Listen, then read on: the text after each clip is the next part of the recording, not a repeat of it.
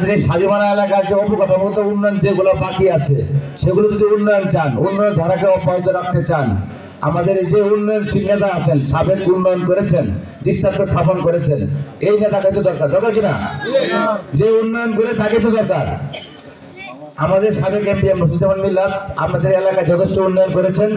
এই উন্নয়ন ধারাকে অব্যাহত রাখতে, তার অসমাপ্ত কাজকে সমাপ্ত করার জন্য আমাদের এলাকায় যে উন্নয়নগুলো আছে, স্বাস্থ্যঘাট থেকে শুরু করে রাস্তাঘাট, শিক্ষা প্রতিষ্ঠান, এলাকার বিভিন্ন অবকাঠামোগত উন্নয়ন, এই উন্নয়ন ধারাকে অব্যাহত রাখতে আপনাদের মহামূল্যবান পবিত্র ভোট, যেটা আপনারা 17 বছর দিতে পারেন নাই। ফেসিস সরকার দিনের ভোট কাটিয়ে নিয়ে নিয়েছে। একজনের ভোট 50 জনের ভোট একজনের দিচ্ছে, 500 জনের ভোট একজনের দিচ্ছে, কামরান ভোট দিচ্ছে। তারা ছোট ছোট শিশুর বাচ্চা 10-12 বছর বয়স, তাদেরকে 50 থেকে 100 টাকা দিয়ে পুরো বই সিলভার দিচ্ছে না?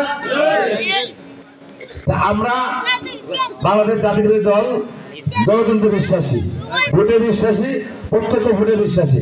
আমরা একটা ব্যক্তি একটা ভোটে বিশ্বাসী।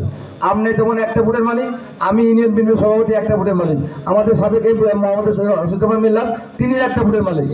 আমরা এই একটা ভোটকে সমন্বয় করে বৃহৎ আকারে সমষ্টিগত করে আমাদের যে উন্নয়নের বা জয়ের জন্য আমরা মাঠে কাজ করছি।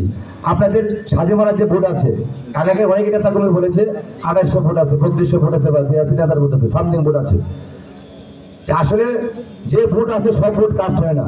নির্বাচন আগে কিছু লোক মারা যায়, কিছু লোক বয়োজ্যেষ্ঠ, কিছু লোক গ্রামের বাইরে থাকে। যে আপনাদের এই ভোট কেন্দ্রে সাজিমারা সরকারি প্রাথমিক বিদ্যালয়ে যে ভোট কেন্দ্রে যে ভোট কাস্ট হবে, আপনাদের এলাকায় যে উন্নয়ন হয়েছে, উন্নয়নের স্বীকৃতি স্বরূপ তিনি কিন্তু বিগত নির্বাচনের সময় লিলিয়া কিনে থেকে সবচেয়ে অন্যান্য ইউনিয়নের তুলনায় লিলিয়া কিনে সবচেয়ে কম ভোট পেয়েছিলেন। কিন্তু উন্নয়নের ক্ষেত্রে কিন্তু তিনি সবচেয়ে বেশি বরাদ্দ লিখে দিয়েছেন, এটা দৃষ্টান্ত স্থাপন করেছেন। এটা হলো আমাদের মসজিদুজ্জামান মিল্লাত। যেখানে তার অবমূল্যায়ন সেখানে সে মূল্যায়ন করে, যেখানে সে অবমূল্যায়িত হয় সেখানে সে মূল্যায়ন করে, তার মূল্যায়িত হওয়ার চেষ্টা করে। সেটাই হলো আমাদের মসজিদুজ্জামান মিল্লাত। তিনি কথা এবং কাজের সঙ্গে সম্পৃক্ততা আছে, সত্যতা আছে এবং মিল আছে।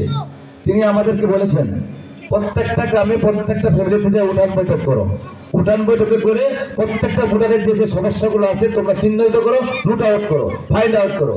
করলে কি হবে, সেই প্রত্যেকটা ভোটারের সমস্যাগুলো তোমরা লিপিবদ্ধ করে আমাদেরকে জানাবা। আমরা যদি তাদের প্রত্যেক ভোটে আগামীতে নির্বাচিত হই, ওই এলাকার দায়িত্ব পাই, তাহলে ওই প্রত্যেকটা ভোটারের চাহিদা অনুযায়ী আমরা যে কাজগুলো গুরুত্বপূর্ণ সেগুলো আগে বাস্তবায়ন করবো, বাকিগুলো পঞ্চায়েত উন্নয়ন করবো। তিনি কিন্তু আমাদের নির্দেশনা দিয়েছেন। আমরা সেটা প্রত্যেকটা ওয়ার্ড নির্বাচন করে প্রত্যেকটা ওয়ার্ডে মিটিং করে সেটা তালিকা করতেছি। অতুলজি আপনাদের কেন আমাদের নেতৃবৃন্দের মাধ্যমে করা হবে বা করা হচ্ছে। সেই পাশাপাশি আপনাদেরকে উদ্যোক্তা আহ্বান জানাবো যে আপনাদের মহামূল্যবান পবিত্র ভোট, যেটা বিগত 17 বছর দিতে পারেন নাই, আসছে আগামী সংসদ নির্বাচন, সেটা সুযোগ আছে যে আপনাদের ভোট আপনারা দিবেন। একজনের ভোট একজনেই দিবেন, যাকে শুনে পছন্দের প্রার্থীকে দিবেন। কিন্তু আমাদের বক্তব্য হলো দেখে শুনে আমাদের মিল্লাত ভাইকে দিবেন। কি দিবেন কিনা ইনশাআল্লাহ? আমাদের দলীয় সব মনোনীত প্রার্থী, আমাদের বিএনপির চেয়ারপারসন তারেক রহমানের স্বাক্ষরিত মনোনয়ন প্রার্থী মসজিদুজ্জামান মিল্লাত ধানের শীষের পক্ষে নির্বাচিত অংশগ্রহণ করার জন্য প্রার্থী দেওয়া হয়েছে। আমাদের এই প্রার্থী সাবেক আমলনামা আছে, আমলনামা কি কাজ করার আমলনামা। আর দেখান্ত দিয়ে অন্যান্য অংশগ্রহণগুলো আমি তাদের সমালোচনা করবো না, তারা আমাদের বয়োজ্যেষ্ঠ ব্যক্তি, সম্মানীয় ব্যক্তি, যারা সরকারি ছিলেন 17-18 বছর, তারাও আমাদের সম্মানীয় ব্যক্তি, তাদেরকে আমি ছোট করবো না। কিন্তু কাজ যদি না করে সেটা আলোচনা করা কিন্তু সমালোচনা না, ঠিক না? 17 বছর যেটা করতে পারে নাই আমাদের মহোদয় কিন্তু 6 বছর যেটা করে দাঁড়িয়েছেন। যে ব্যক্তি 17 বছরের আমল আছে, 6 বছরের আমল বেশি, আমরা কি তাকেই প্রয়োজন না? যদি তাকেই আপনাদের প্রয়োজন মনে করেন, আপনাদের এলাকার সমাপ্ত কাজগুলো সমাপ্ত করতে চান, অবশ্যই প্রত্যেকের অবস্থান থেকে প্রত্যেকের ফ্যামিলির দায়িত্ব নেবেন। প্রত্যেকের ফ্যামিলির দায়িত্ব নিলে কি হবে, যার ফ্যামিলি থেকে, এখানে অনেকেই লোক আছেন, মিনিমাম 500 লোক আছেন, এই বা 1000 লোক আছেন। 1000 লোক যদি 1000 ফ্যামিলির দায়িত্ব নেন, তাহলে কি হবে, আমাদের কাজটা সহজ হবে। আমরা একার পক্ষে 1000 ফ্যামিলি দায়িত্ব নেওয়া কঠিন। যদি আপনারা 1000 জন 1000 ফ্যামিলি দায়িত্ব নেন, 1000 ভোটের অংশীদার হন, যার অবস্থান থেকে দায়িত্ব নিয়ে কেন্দ্রে হাজির হয়ে ভোট দেন, তাহলে কি হবে, আমাদের ভোট কাস্টিং বেশি হবে। প্রত্যেকটা ফ্যামিলি থেকে, প্রত্যেকটা পরিবার থেকে আমি উদ্যোক্তা আহ্বান জানাবো, আগামী দিনে এই সাজিমারা আমাদের 6 নং ইউনিয়ন পরিষদের 6 নম্বর ওয়ার্ড সাজিমারা, এই 6 নম্বর ওয়ার্ডকে ইউনিয়নের সর্বোচ্চ পর্যায়ে যে উন্নয়ন হবে, এই উন্নয়নের ধারাকে অব্যাহত রাখার জন্য আমাদের জন্য প্রত্যক্ষ পরোক্ষ ভোট যাতে আমাদের মনোনীত প্রার্থী যেমন মিলাতের পক্ষে হয়, এই আহ্বান জানাচ্ছি আমাদের কাছে। আপনার কাছে আহ্বান জানাচ্ছি আরো যে আপনাদের এলাকার অসমস্ত কাজ, যেমন যে সব রাস্তাঘাটগুলো বাকি আছে, যে সমস্ত ব্রিজগুলো বাকি আছে, এই সমস্ত ব্রিজগুলো উন্নয়নের স্বার্থে আপনাদের যেহেতু আগে বিগত দিনে উন্নয়ন করেছেন, এই উন্নয়নকে স্বীকৃতি স্বরূপ যে আপনারা ভোট দেন নাই তাও বড় কাজ করেছেন, এবার ভোট দিয়ে কাজ করে নেবেন। কি নেবেন না ইনশাআল্লাহ? ভোট না দেওয়াতে কাজ করেছেন, ভোট দিলে পরে কিরকম কাজ করবেন তিনি কিন্তু অলরেডি ঘোষণা করেছেন। 14 অক্টোবরে বক্সিগঞ্জে কর্মী সম্মেলনে তিনি উপস্থাপনা করেছেন আমাদের লেখা ইউনিয়নকে শহরে পরিণত করবে। শহর কি চারটাখানি কথা? শহর কারে বলে? আমরা যারা গ্রাম থেকে ইউনিয়ন পর্যায়ে শহর বলি, ইউনিয়ন থেকে থানা পর্যায়ে বলি, থানা পর্যায়ে থেকে জেলা থেকে বলি, জেলা থেকে বিভাগ পর্যায়ে শহর বলি। পর্যায়ভাবে সেটা হয়। যেমন গ্রামে বাজার নাই, যেখানে বাজার আছে বাজারের লোক, এরকম যে আমাদের গ্রাম যদি শহর পরিণত হয়, শহরে করতে গেলে সরকারি বিভিন্ন ধরনের স্থাপনা এখানে করতে হবে। আর সরকারি বিভিন্ন স্থাপনা করলে সরকারি লোক এখানে আসবে, সরকারি প্রতিষ্ঠান হবে, আর বিভিন্ন ধরনের অবকাঠামোগত উন্নয়ন হবে, এলাকার উন্নয়ন হবে। এই উন্নয়নের ধারাকে অব্যাহত রেখে আমাদের মহামূল্যবান পবিত্র ভোট আগামী আসছে জাতীয় সংসদ নির্বাচন, মিলাদ ভাই ধানের শীষে ভোট দিবেন। কি দিবেন কিনা ইনশাল্লাহ? সবাই হাত করে দেখাতে দিবেন। মা বোনেরা আছেন এখানে, মা বোনদের কাছে যাওয়ার সুযোগ নেই। মা বোনদের অবস্থান থেকে সকলকে উত্তপ্ত আহ্বান জানাবো। মা বোনদের কোমল জাতি, মম যখন পানি আগুন পেলে গলে যায়, মা মহিলারাও কিন্তু এরকম কোমলমতি অধিকারী। অনেকেরই কিন্তু চাপসি ভুলে যায়। অনেকে কিন্তু চাপ ছুটিতে আসবে আপনাদের কাছে, হ্যান করেন না, ত্যান করেন না, উম করেন না, সেন করেন না, কিন্তু মূলত কিছুই করতে পারবেন না। কারণ তাদের সংসদে যাওয়ার মতো যোগ্যতা নাই, সুযোগই নাই, ওই রাস্তায় তারা চিনে না। আর আমাদের এমপি সংসদে যাওয়ার মতো যোগ্যতা আছে, গিয়েছিল এবং কাজ করার মতো অভিজ্ঞতা আছে। যে অভিজ্ঞ লোককে কাজ করতে খরচ করা সহজ, অনভিজ্ঞ লোক দিয়ে কাজ করা কিন্তু কঠিন। যে অনেকেই আছেন স্বতন্ত্র প্রার্থী হয়ে আসবেন, জামাই বাড়ি শ্বশুর বাড়ি আপনার নিয়ে আসবেন। আপনার মহামূল্যবান পবিত্র ভোট, এটা কিন্তু একটা আমানত। কথায় হাদিসে আছে যেমন সৎ পাত্রে কন্যাদান, আপনারা মুরব্বীরা বলেন না, সৎ পাত্রে কন্যাদান, পাত্র যদি সৎ হয় কন্যাদান করেন, আর যে অসৎ হয় কন্যাদান করবেন না। তেমনি আপনার মহামূল্যবান পবিত্র ভোটের একটা আমানত। এই আমার পবিত্র ভোট দিয়ে যদি অসৎ পাত্রকে নির্বাচিত করেন, দায় কিন্তু আপনাদের থাকতে হবে। এই দায় আপনাদেরকে থাকতে, যেহেতু নির্বাচিত হয় কোনো অপকর্ম করে, সেই দায় ভোটারকে নিতে হবে।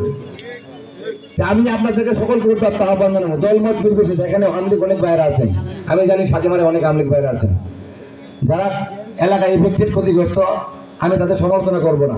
যারা কৃতকর্মের ফল তারা পেয়েছেন, অন্যায় করেছেন, দেশ ছেড়ে পালাইছেন। যারা করেন না এলাকায় আছেন, যারা এলাকায় আছেন তারাই আমাদের ভাই, বন্ধু, আত্মীয় স্বজন। আমি তাদেরকে উত্তপ্ত আহ্বান জানাবো, আমাদের পক্ষ থেকে আপনাদের কোনো সেদিন কারণ হবো না ইনশাল্লাহ। আপনাদের এই প্রতিশ্রুতি আপনাদের দিচ্ছি, আমাদের পক্ষ থেকে, বিএনপির পক্ষ থেকে, মিলাদ পক্ষ থেকে আপনাদের কোনো ক্ষতি করা হবে না। তবে আপনাদের কাছে উত্তপ্ত আহ্বান, আপনারা যদি ভোট কেন্দ্রে যান অবশ্যই যাবেন, আমাদের মিলাদ ভাইয়ের পক্ষে কাজ করবেন, মিলাদ ভাইয়ের পক্ষে ভোট দিবেন। সাজিমারা এলাকা সম্মানের স্বার্থে, আমাদের এলাকাবাসী হিসেবে সাজিমারা যদি আপনাদের বাড়ি হয়, সাজিমারা যদি আপনাদের এলাকা চান, সাজিমারার সম্মান স্বার্থে, ঐতিহ্য ঠিক রাখার স্বার্থে। কারণ যদি এই রাস্তাগুলো এই ব্রিজগুলা না হতো, আজকে সাজেমালা এত উন্নয়ন হতো না। এই উন্নয়ন ধারা অব্যাহত রাখতে দলমত নির্বিশেষে কে কোন গোল করে বেটার, এটা দেখার বিষয় না। কে কোন দল করতে সেটা দেখার বিষয় না। বিষয় হলো কি আমাদের সাজেমারা উন্নয়ন, ঠিক না? যে ব্যক্তি আমাদের সাজেমারা উন্নয়ন করবে তার পক্ষে আপনারা কাজ করার আহ্বান জানাচ্ছি। আমি এখানে কারোর নাম বলতেছি না। যদি আমাদের প্রার্থী মনে হয়েছে আপনাদের কাজ করেছে এবং আমাকে করবে, আমি মনে করি আমাদের প্রার্থী, বিএনপি মনোনীত প্রার্থী, আমাদের যে চেয়ারপারসন তারেক রহমানের মনোনীত প্রার্থী, তিনি কিন্তু কেন্দ্রীয় বিএনপি কোষাধ্যক্ষ, কেন্দ্রীয় বিএনপি কোষাধ্যক্ষ পদে তিনি কিন্তু আমাদের দলের সঙ্গে খুবই ঘনিষ্ঠ একটা সম্পর্ক। তিনি আপনাদের প্রত্যক্ষ পরোক্ষ ভোটে যদি বিপুল ভোটে জয়ী হন, আশা রাখি ইনশাল্লাহ, আল্লাহ মুখে নিয়ে বলতে তিনি তো জয়ী হবেনি, কিন্তু আপনাদের প্রত্যক্ষ পরোক্ষ ভোটে আপনাদের সদস্য ভোট কেন্দ্রে যেয়ে যদি সর্বাধিক ভোট দেন, এই বিপুল ভোটের কারণে তিনি মন্ত্রিত্ব পাবেন। আর মন্ত্রিত্ব পেলে কি হবে, শুধু একজন সাধারণ সংসদের যে মন্ত্রিত্বের গুরুত্ব বেশি, আর মন্ত্রিত্বের জন্য বরাদ্দ বেশি। আর মন্ত্রিত্ব পেলে আমাদের অসমাপ্ত কাজগুলো কাজ করা সহজ হবে, বড় বড় বাজেট আসবে, বড় বড় কাজ করতে পারবে। আমি আপনাদেরকে হুঁশিয়ার কষ্ট দেব না, আমাদের দেশমাতা, সাবেক 3 বারের সফল প্রধানমন্ত্রী মমতা মা আবুসিনীর নেত্রী আইসিইউতে ভর্তি। আমি একটু আগে ফেসবুকে মেসেজে দেখছি তিনি কোনো সংকটাপন্ন অবস্থায় আছেন। আপনারা প্রত্যেকে নামাজি ব্যক্তি, অনেকেই যারা নামাজ পড়েন, আমি তাদেরকে উদ্যত আহ্বান জানাবো যে বাবার বয়সী সমবয়সী যারা নামাজি ব্যক্তি আছেন না, যারা 5 ওয়াক্ত নামাজ পড়েন, আমাদের শ্রদ্ধা মহিমা আমাদের বাংলাদেশ জাতীয়তাবাদী দলের সফল 3বারের প্রধানমন্ত্রী, তিনি মৃত্যু সংকটে আছেন। আমরা মহান আল্লাহর কাছে তার কাছে দোয়া করি তিনি যেন অতি তাড়াতাড়ি সুস্থ হয়ে আমাদের মাঝে নেতৃত্বে আসেন। আল্লাহ মহান আত্মা এই দিয়ে হায়াত আল্লাহর কাছে চাই। পাশাপাশি আমাদের সকলকে এই রাত্রিকালীন সময়ে অনেক সময় মা বোনেরা সবাই কষ্ট করেছেন, আপনাদেরকে ধন্যবাদ জানাই। সর্বশেষ আমি আমার বক্তব্য আর দিকে করবো না।